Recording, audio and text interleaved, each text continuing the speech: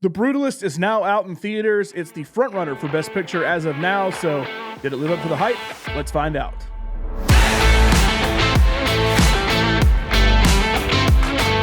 Welcome into the Pop Culture Life. I'm John Lunsford. A24's big push this award season is The Brutalist, starring Adrien Brody, Guy Pearce, Felicity Jones, and Joe Alwyn. Same jobless Joe that dated Taylor Swift, which made my wife go, every single time he came on the screen, which in a 4-hour-long movie, that happened a lot. Anyway, I'm going to get into some mild spoilers here, so if you haven't seen the film, go watch it, come back, and then we'll discuss. But, I try not to put spoilers in my review a lot of times, but there's some things I have to get into that I didn't like about this movie, and so I'm going to have to spoil things a little bit. Look, there is a ton to love about this movie. The cinematography is incredible. The score makes you feel a sense of wonder. Adrien Brody, I think, has earned his Oscar nomination, as has Guy Pearce.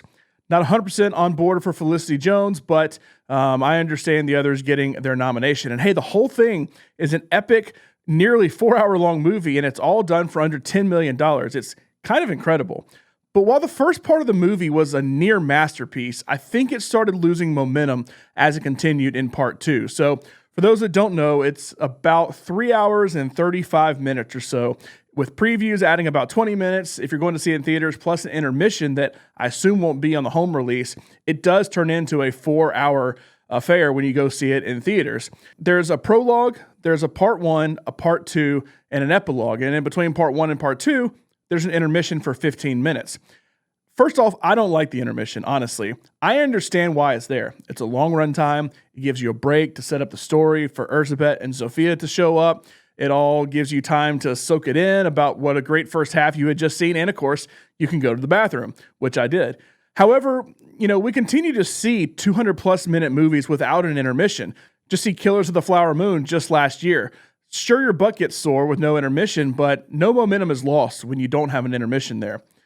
And while I'm not as big a fan of the second part, I really didn't like it from the moment Elizabeth confronts Harrison pretty much until the end. I feel like the second act seemed a little bloated, especially the 10 minutes they seemed to use to search for Harrison, only for there to be no resolution.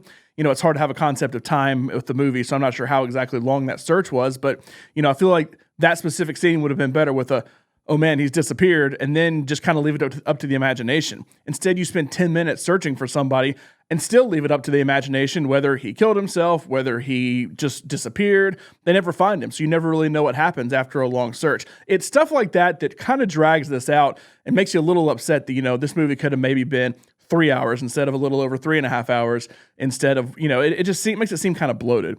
As for the epilogue, everything about it was so jarring. It's almost like it's not even part of the same movie. It switches to 1980, and the music switches from this incredible score that the film had to this kind of like 80s, I don't really know how to describe it, almost kind of like synthesized music. And, it switches from the great architecture that the main character Laszlo had to the architecture of Venice, which is among the best on the planet, but it's just a very different style and kind of jarring. You get Sophia is now played by a different actor, and the actress that played Sophia is now playing the daughter. It's just a little confusing. It takes you a little bit to realize. And then they have this random slideshow of buildings with 90s PowerPoint transitions that doesn't really fit in either. But that's also where supposedly AI came to play. And I think AI is an important discussion to have here. There's been a lot of controversy surrounding this film and, how they utilized AI in it. I don't have a problem personally with the respeecher tool being used. You've seen it a lot in movies. Emilia Perez did it a lot with some of the Spanish-speaking dialogue and songs that it had in it. So I don't have a problem with respeecher. Basically, what it sounds like, at least from what I've heard, it sounds like they use it to make some foreign accents sound a little more authentic. I don't really have a problem with that. But according to A24, they said 2 images in a slideshow at the end where they're showing different building designs were generated by AI. And this is a slideshow that has like 30 total images in it. It seems a little weird that you would have 2 that are AI generated. Now did they come from a person who probably designed something and then AI maybe created a couple of alternate angles of it? Probably so. I think AI can help amplify human creativity and still keep, human touch at the heart of artistic expression. But I feel like the use in the slideshow, if it really just was a couple of images, is kind of lazy. Wrong. AI is way better than our brains. She's just old and doesn't know what to do with it. This movie has a lot to love with it, and I don't have a problem with it being nominated for Best Picture. I don't buy the hype of it being the front runner, though. I do think it's worth seeing, but there's enough to bring it down a few pegs for me personally. The length is hard to get past, so if you're not a huge cinephile, it may be hard to sit down for over 3.5 hours and watch this movie, even without the intermission and previews if you're watching it at home. But the line at the end that Sophia says, she says, look, it is the destination and not the journey. And the line typically is, it's the journey and not the destination. But if it really is all about the destination, why'd you take us on a 4-hour-long scenic route for the journey? It just seems like the film maybe could have been brought down a little bit, still make it about a 3-hour, 2:45, 3-hour epic. But, there's just some, bloatedness to this movie, especially in the second act. Like I said, I thought Adrien Brody and Guy Pearce, that angle in the first act where it's basically strictly focused on them, was very, very good. I think it's still overall worth going to see if you want to see a potential Best Picture winner this year. Overall, I'm going to give it a grade of pretty good. I can't put it in must-see category, but I also don't want to just say, it's all right.